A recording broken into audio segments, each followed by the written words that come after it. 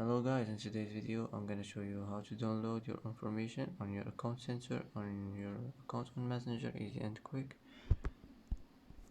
First click on these three lines. Now click on settings, and now here you'll find this password and security, and here you'll find your information and permissions. Click on it.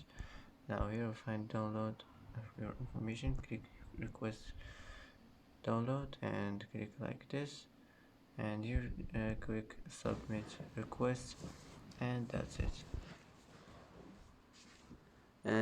it for today's video. If you like this video, don't forget to like and don't forget to subscribe.